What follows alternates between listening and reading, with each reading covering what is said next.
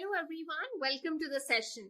आज हम डिस्कस करने जा रहे हैं ग्रेड 6 सीबीएसई की science lesson number 15 air around us. देखिए, हवा हर जगह मौजूद है, धरती के ऊपर, धरती के नीचे, पानी के अंदर। और ये हवा हमारे लिए, जीव जंतुओं के लिए, प्लांट्स, एनिमल्स, सबके लिए बहुत जरूरी है। हम हवा का इस्तेमाल करते हैं सांस लेने के लिए। इवन हमारे अंदर जो सेल्स हैं वो हवा का इस्तेमाल करते हैं हमें एनर्जी देने के लिए। हम खाने के बिना तो रह सकते हैं, पानी के बिना भी रह सकते हैं, लेकिन अगर आप 1 मिनट के लिए भी अपना नाक बंद कर लें तो बहुत दिक्कत हो जाती है। हवा के बिना तो हम पॉसिबल ही नहीं है हमारे लिए लाइफ को इमेजिन करना।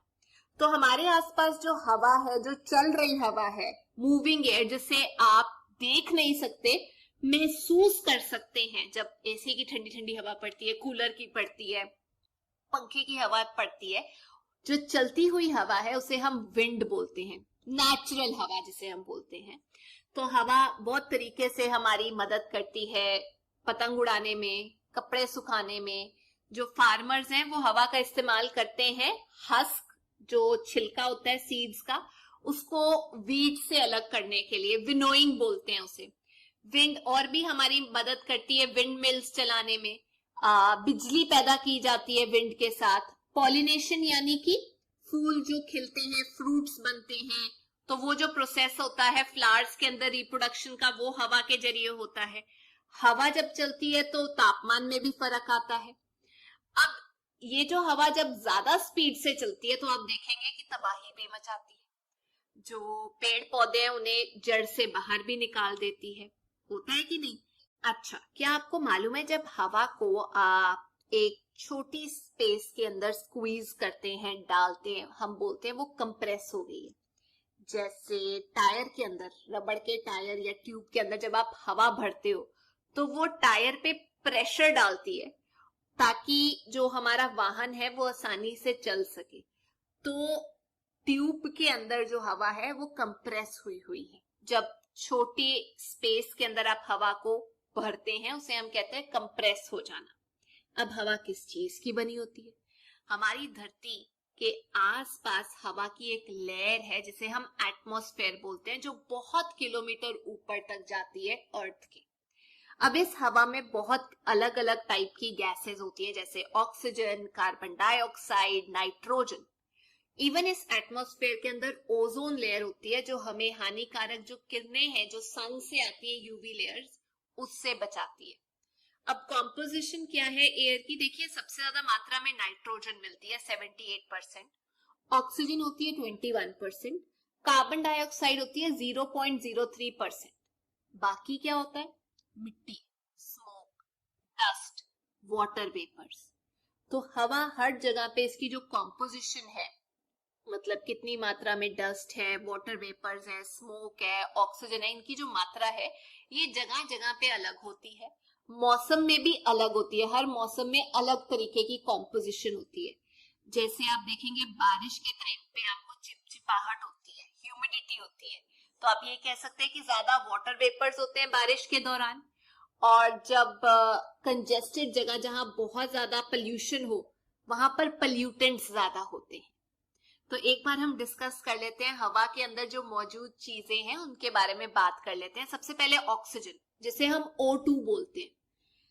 धरती पे जितने जीव जंतु हैं उनको ऑक्सीजन की जरूरत होती है रेस्पिरेशन के लिए। रेस्पिरेशन का मतलब होता है सांस अंदर लेके अंग अंग तक ऑक्सीजन को लेकर जाना, ताकि जो सेल्स हैं वो खाना तोड़ सके और हमें एनर्जी मिल सके। सांस अंदर और बाहर लेने को ब्रीदिंग बोलते हैं। रेस्पिरेशन मतलब अंदर तक लेके जाना ताकि उसका सही इस्तेमाल हो सके और हमें एनर्जी मिल सके। तो जो लैंड पे प्लांट्स और एनिमल्स हैं वो ऑक्सीजन लेते हैं एटमॉस्फेयर पे। जो सॉइल में मौजूद हैं प्लांट्स या एनिमल्स, वो सॉइल से ऑक्सीजन खींचते हैं, जो हवा होती है सॉइल के अंदर। जो एक्वेटिक प्लांट्स और एनिमल्स हैं जो पानी में हैं, वो ऑक्सीजन लेते हैं जो पानी में मिली हुई होती है। ऑक्सीजन की जरूरत हमें कुछ जलाने के लिए भी होती है, कोई चीज अगर आग लगानी है उसके लिए भी आपको ऑक्सीजन की जरूरत होती है। एग्जाम्पल दे देती हूँ, 2 कैंडल्स ले लीजिए, उसको जला दीजिए। एक कैंडल के ऊपर जार रख दीजिए। जैसे ही उस जार के अंदर की जो ऑक्सीजन है वो खत्म हो जाएगी तो जो कैंडल है वो जलना बंद हो जाएगी। इससे ये साबित होता है कि कोई चीज जलने के लिए ऑक्सीजन मांगती है। दूसरी चीज है कार्बन डाइऑक्साइड, जो हवा में मौजूद होती है पर ऑक्सीजन और नाइट्रोजन से कम मात्रा में मौजूद होती है।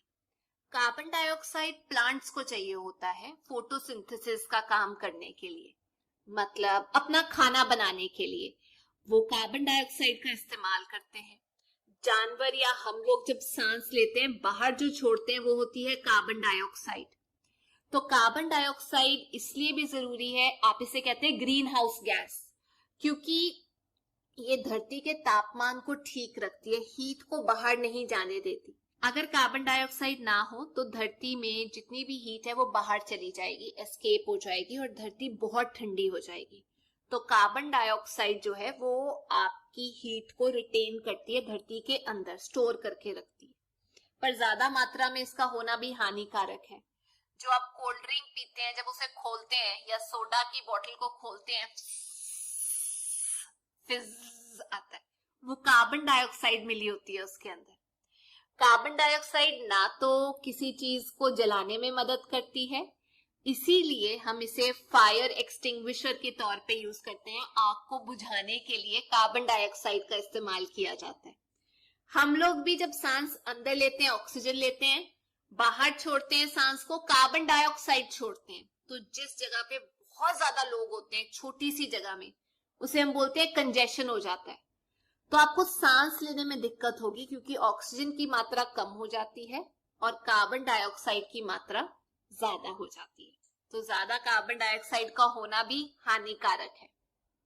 तीसरी चीज जो एयर में सबसे ज्यादा मात्रा में मौजूद है वो है नाइट्रोजन, जो प्लांट्स और एनिमल्स दोनों को चाहिए होता है ग्रोथ के लिए। प्लांट्स और एनिमल्स, पेड़ पौधे जानवर, इसे एयर से नहीं लेते। तो क्या होता है, नाइट्रोजन को पहले सॉइल के अंदर जो मिली नाइट्रोजन होती है, एक बैक्टीरिया उसे फिक्स करता है, मतलब उसे ठीक फॉर्म में लेकर आता है ताकि जो प्लांट्स हैं उसे यूज कर सके। बैक्टीरिया ये काम करता है सॉइल के अंदर। तो प्लांट्स ने तो नाइट्रोजन ले ली रूट्स के जरिए सॉइल से। अब जब एनिमल्स प्लांट्स को खाते हैं तो एक तरीके से वो भी नाइट्रोजन कंज्यूम कर रहे हैं, तो हो गई प्रॉब्लम सॉल्व। पर इसके अलावा मैंने आपको बताया हवा के अंदर डस्ट भी होता है, स्मोक भी होता है, छोटे छोटे पार्टिकल्स होते हैं। स्मोक जो गाड़ियों से निकलता है, इंडस्ट्रीज से निकलता है, जिसकी वजह से एयर पोल्यूशन होती है। डस्ट और स्मोक के पार्टिकल्स हर एरिया में अलग अलग मात्रा में आपको पाए जाते हैं। जैसे अगर आप मिड अक्टूबर की बात करें, नवंबर की बात करें, आपको ज्यादा डस्ट और स्मोक दिखाई देगी इन मंथ्स में, क्योंकि जो हमारे किसान हैं वो जो चोने की फसल होती है, जो बचा हुआ सामान होता है, उसको आग लगा देते हैं, जिसकी वजह से बहुत ज्यादा बीमारियां फैलती हैं। तो ये नहीं करना चाहिए। हम इसको खाद में भी तो बदल सकते हैं ना, तो आग तो नहीं लगानी चाहिए। अगर आप देखना चाहें कि एटमॉस्फेयर में कितनी डस्ट और स्मोक है, तो आप क्या कीजिए, एक लकड़ी का पीस लीजिए, उसके ऊपर फेविकोल लगा के उसे बाहर रख दीजिए। 1 घंटे बाद आप उसके ऊपर इतनी मिट्टी चिपकी हुई देखेंगे, आपको पता चल जाएगा कि कितनी डस्ट और स्मोक है। या आप एक और चीज कर सकते हैं, अंधेरे कमरे में एक छोटा सा कर्टेन में पर्दे में होल करके जब आपको लाइट आती हुई दिखाई देगी तो आपको उसके अंदर छोटे छोटे डस्ट के पार्टिकल्स भी दिखाई देंगे कि इतनी मिट्टी मौजूद है एटमॉस्फेयर में, जो हम रोज सांस लेके अंदर लेते हैं। उसके अलावा वाटर वेपर्स भी मौजूद होते हैं हवा के अंदर। मैंने आपको बताया था पिछली क्लास में, ये वाटर वेपर जैसे ही किसी ठंडी चीज के संपर्क में आते हैं, वेपर्स कंडेंस कर जाते हैं और वाटर ड्रॉपलेट्स बन जाते हैं, जैसे बादल बनते थे। मैंने आइस के ग्लास का भी एग्जाम्पल दिया था। तो ये जो कितने वाटर वेपर मौजूद हैं हवा के अंदर, ये तापमान और कितनी गर्मी है एक एरिया में, उस पे डिपेंड करते हैं और बहुत जरूरी होते हैं वाटर साइकिल के लिए। आप अगर स्टील का ग्लास लेते हैं, उसमें बर्फ डाल देते हैं, तो थोड़ी देर बाद आप बाहर देखेंगे पानी की बूंदे। वो है क्या, हवा में जो वाटर वेपर्स हैं वो जैसे ही ठंडे ग्लास के संपर्क में आती हैं वो कंडेंस कर जाती हैं और वाटर ड्रॉपलेट्स में चेंज हो जाती हैं। अब हम पढ़ेंगे कि कैसे ऑक्सीजन जो है वो एनिमल्स और प्लांट्स को मिलती है जो सॉइल से लेते हैं या पानी में लेते हैं। देखिए प्लांट्स और एनिमल्स जो हैं, जो पानी में रहते हैं या धरती पे रहते हैं, वो अलग अलग तरीके से ऑक्सीजन निकालते हैं हवा से। प्लांट्स ज्यादातर इस्तेमाल करते हैं कार्बन डाइऑक्साइड का, जो वो यूज करते हैं, और ऑक्सीजन वो रिलीज करते हैं, छोड़ते हैं।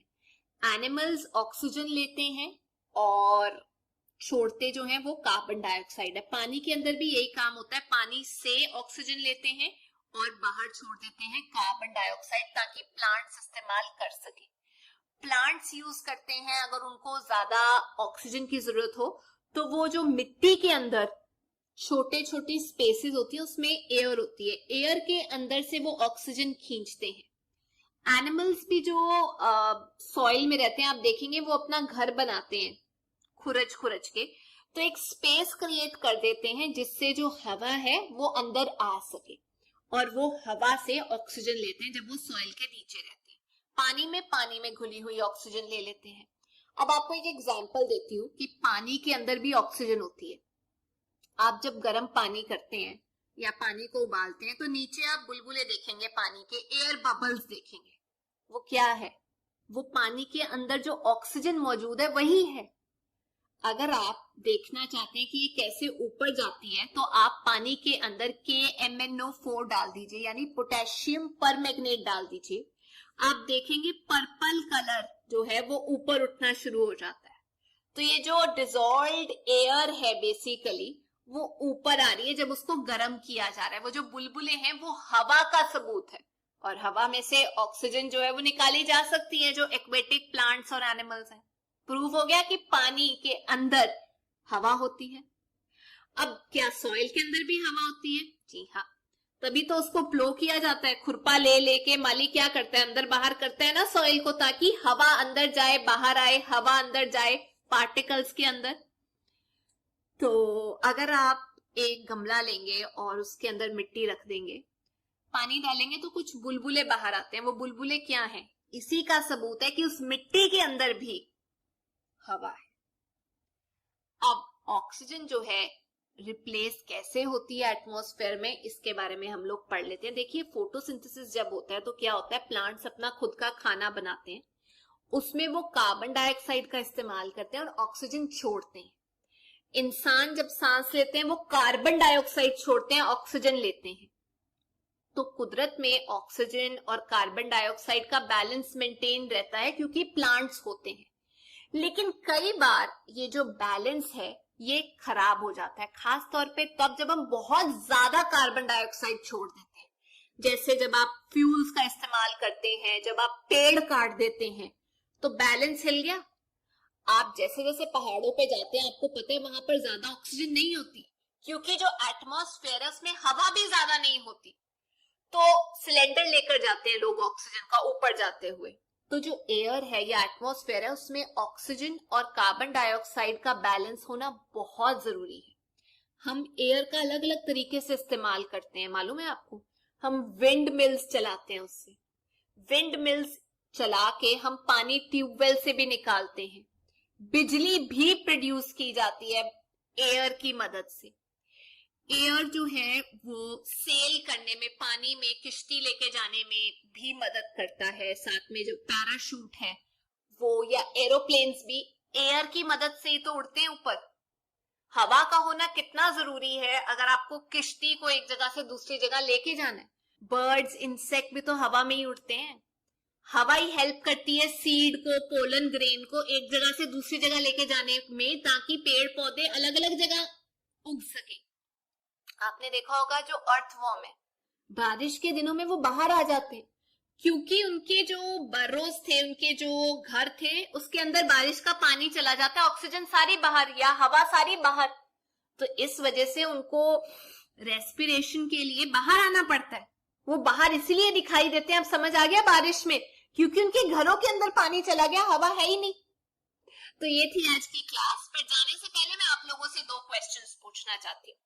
पहला क्वेश्चन ये कि हवा में या एटमॉस्फेयर में कौन कौन सी चीजें होती हैं और उनकी क्या क्या मात्रा होती है, और दूसरी और सबसे इंपॉर्टेंट चीज, जो प्लांट्स हैं वो कौन सी गैस का इस्तेमाल करते हैं अपना खाना बनाने के लिए, और जो सोडा वाटर है, कोल्ड ड्रिंक है, उसमें कौन सी गैस होती है।